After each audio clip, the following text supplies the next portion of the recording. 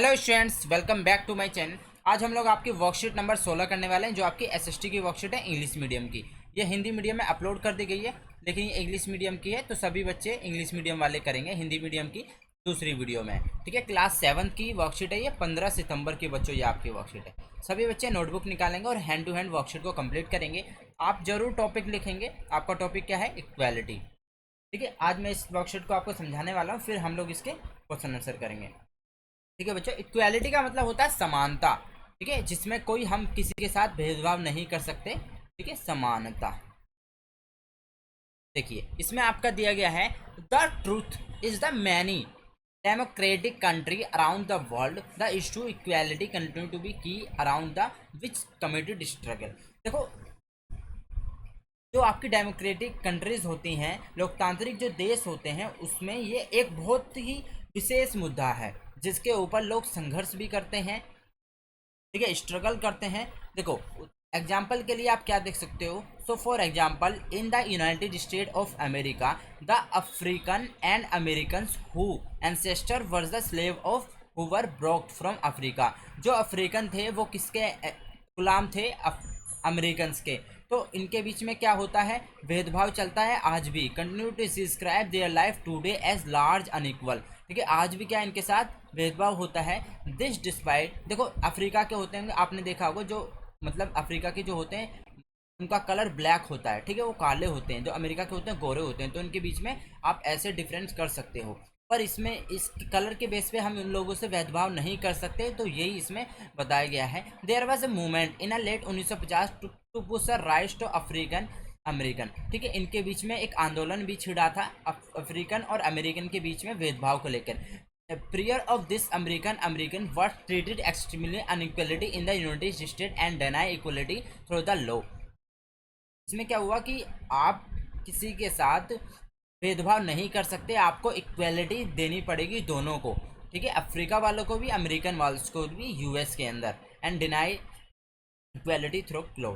For example, when travelling bus. Example के लिए क्या हुआ, ये एक चीज़ कैसे स्टार्ट हुई। एग्जाम्पल के लिए एक क्या है कि बाय बस the either had a sit on the back. एक बार क्या था, एक अफ्रीका लेडी थी। ठीक है, उसने क्या डिनाई कर दिया था गोरे पर्सन को। मतलब जो अमेरिका वाला था उनको डिनाई कर दिया था कि वो नहीं उठेगी, उसको सीट नहीं दी। देखो, गोरे वाला खड़ा था और अफ्रीका बैठी थी, तो गोरे वाले ने कहा मुझे सीट चाहिए, तो उसने नहीं दी उसे सीट, वो बैठी रही उस पर। ठीक है, तो सिंपल सी बात है, जो पहले आया वो बैठा रहेगा। तो Rosa Parks was an African American women tried tired from a long day work, she request to give. वो बहुत काम कर रही थी बहुत दिन से, तो उसने क्या मना कर दिया था सीट देने को। कब? 1 दिसंबर 1955।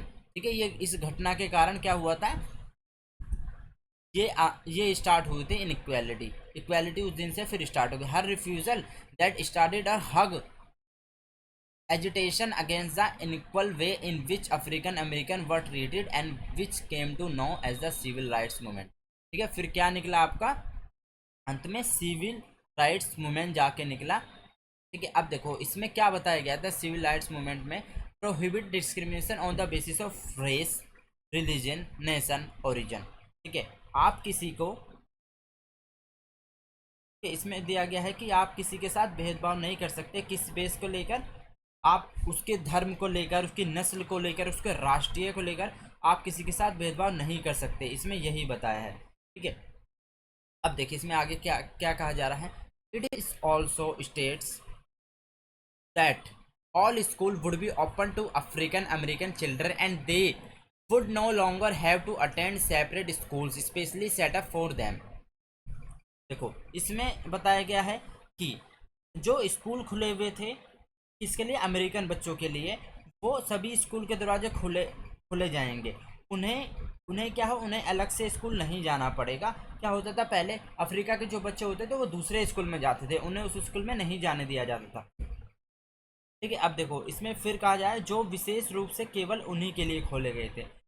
अमेरिका बच्चे वालों के लिए स्कूल खोले गए थे, पर उसमें अफ्रीका के भी फिर स्टार्ट कर दिए जाने। ठीक है, अब देखिए आगे क्या कहा जा रहा है, ये मैं पूरा आपको पढ़ के बता देता हूँ इसमें क्या कहा है। Despite this a majority of African American continue to be among the poorest in the country, most of African American children can only afford to attend government school that have fewer facilities and poorly qualities teacher were compared to white students who either go to private school or live in areas where the government school as the highly rated as private school।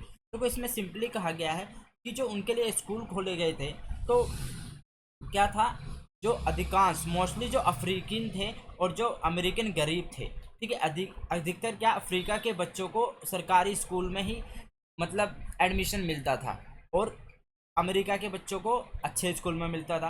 और जबकि वहाँ पे सुविधाएं बच्चों कम थी सरकारी school में, कम योग्यता वाले उसमें टीचर होते थे। जबकि जो गोरे विद्यार्थी थे, वाइट स्टूडेंट्स है, वाइट स्टूडेंट का मतलब यहाँ बताया गया है कि गोरे मतलब अमेरिकन, ठीक है, जबकि गोरे जो स्टूडेंट्स हैं वो स्कूल में जाते थे और उन्हीं क्षेत्रों में रहते थे जो अच्छे क्षेत्र हैं, जहाँ के सरकारी स्कूल का हिस्सा निजी स्कूल से ही ऊंचा है। मतलब जहाँ के सरकारी स्कूल हैं वो बहुत अच्छे हैं और उनके अफ्रीकन वाले सरकारी स्कूल से, ठीक है। तो ये बताया गया। अब देखो, except from article 15 of the India, Bharat के संविधान के अनुच्छेद 15 के अंश, ठीक है, आपको बताना है इसमें। देखो इसमें क्या हुआ था, धर्म आपका prohibition of discrimination on the ground religion, race, caste, sex और प्लेस ऑफ द बर्थ। देखो जन्म स्थान को लेकर, लिंग के स्थान में, जाति को लेकर, मूल वंश को, धर्म को लेकर कोई किसी के साथ भेदभाव नहीं कर सकता है। फर्स्ट दिया गया है, किसी राज्य, देखिए, the state shall not be discriminate against any citizen on grounds only of religion, race, caste, sex, place of birth, any of them. कि जो कोई भी अगर सिटीजन है इंडिया का, उसको आप धर्म को लेकर, जाति को लेकर, स्थान को लेकर, उसके जन्म स्थान को लेकर, लिंग के लेकर आप कोई उसके साथ भेदभाव नहीं कर सकते हो। सेकंड में गया, no citizen shall on the ground only of religion, race, caste, sex, place of the birth, any of them, subjected to disability, liability, restriction और कंडीशन विद रिगार्ड टू। ठीक है, अब देखो इसमें 2 पॉइंट दिए गए, पूरा मैं आपको एक साथ बता दूंगा। दोनों पॉइंट इसमें दिए गए, access to shop, public restaurant, hotel, place of the public entertainment, ठीक है। अब the use of wells, tanks, bathing gates, ground, places of public resortment में wholly and partly out of the fund dedicated to use of general public. देखो इसमें ये बताया गया है कि जो आपका कोई भी नागरिक है, फिर से वही चीज़ दे दी, जाति, लिंग, जन्म स्थान के बेस पे आप क्या क्या कैसे कैसे उससे भेदभाव नहीं कर सकते। देखो दुकानों में कोई भी जा सकता है, भोजनालय में कोई भी जा सकता है, जो आपके रेस्टोरेंट होते हैं, होटल में कोई भी जा सकता है, और जो आपका मनोरंजन होता है जैसे कि एडवेंचर हो गया, वाटर पार्क हो गया, घूमने की जगह हो गई, जैसे मैंने आप लोगों के लिए व्लॉग अपलोड किया था तो आप देख सकते हो उसमें कोई भी जा सकता था, और उसी में आपका गिफ्ट बताया गया, नीचे डिस्क्रिप्शन में लिंक दिया गया, वहाँ से आप लोग उस पर क्लिक करके उस वीडियो को देख सकते हो और गिफ्ट जीत सकते हो। ठीक है बच्चों, अब दिया गया है आपका, इसमें बी में दिया गया है कि जो आपके तालाबें होती हैं, सड़क होती हैं, जो आपके कुएं होते हैं, तो ये सब मतलब किसी में भी कोई इस शर्त के अधीन नहीं होगा।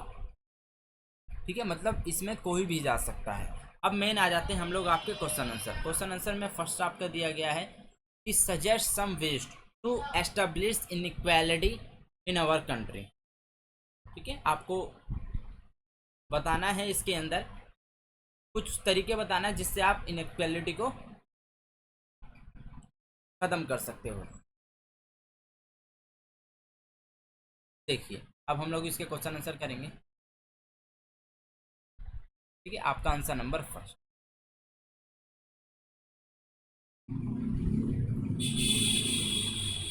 We should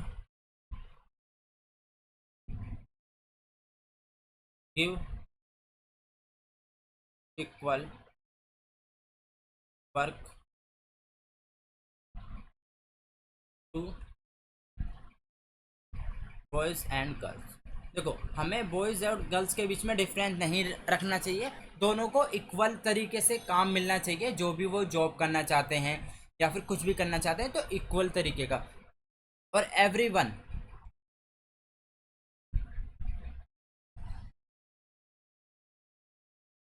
everyone should be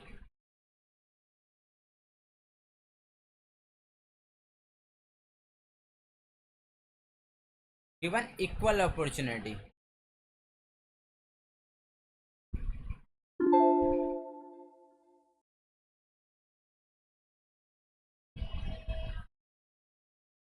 एक सेकंड बच्चों में चार्जर कनेक्ट कर।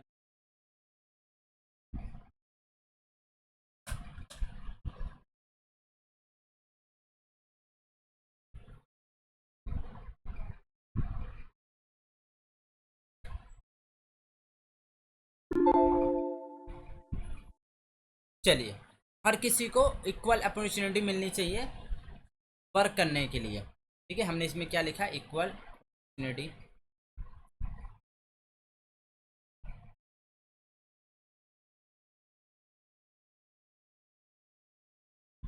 To work in government sector.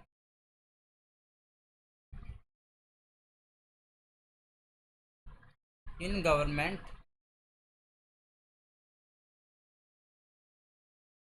Sector and education. ठीक है, अब सेकंड पे आ जाते हैं, आंसर नंबर 2।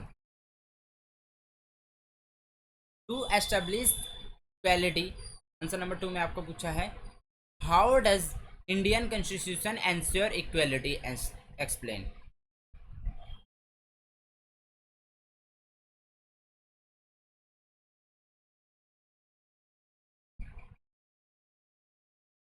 आई थिंक आपका आंसर इसमें नहीं दिया गया।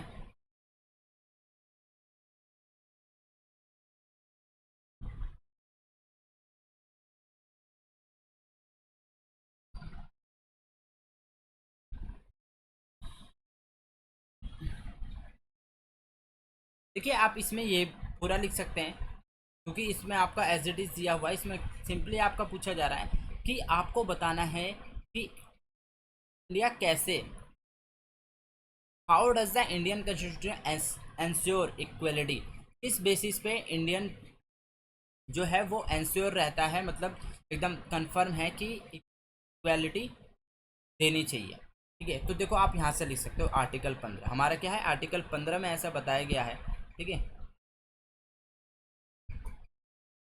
आप यहाँ से लिखोगे आंसर नंबर। ठीक है, आप लिखोगे article 15 of the Indian constitution, prohibition of discrimination on the ground of religion, race, caste, sex और प्लेस ऑफ द बर्थ।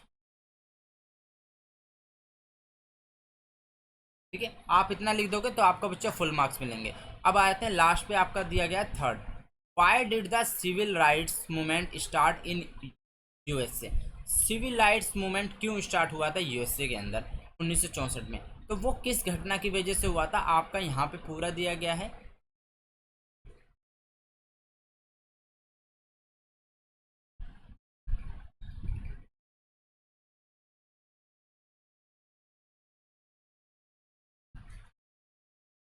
देखिए, इसमें आपका पूरा दिया गया है, वो क्यों स्टार्ट हुआ था, क्योंकि एक लेडी थी जिन्हें वाइट पर्सन को मना कर दिया था। ठीक है,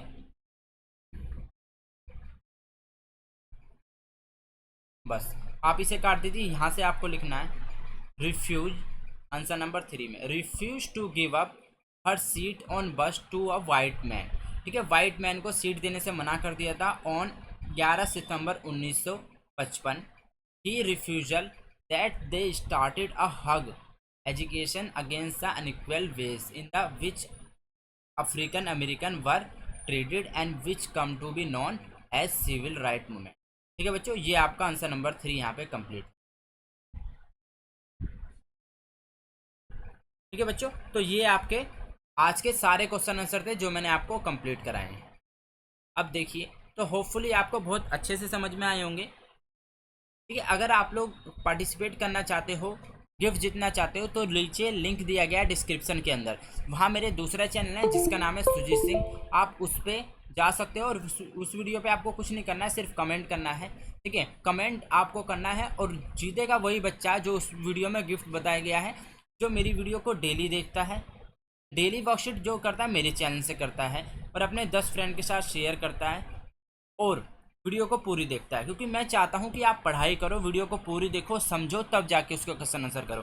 कुछ बच्चे एक तो डेली वर्कशीट नहीं करते हैं और वीडियो को पूरी नहीं देखते हैं। ठीक है, आते हैं सिर्फ क्वेश्चन आंसर करके चले जाते हैं। ओके स्टूडेंट, मिलते हैं नेक्स्ट वीडियो में। Till then bye, be safe, stay healthy. जय हिंद, जय भारत।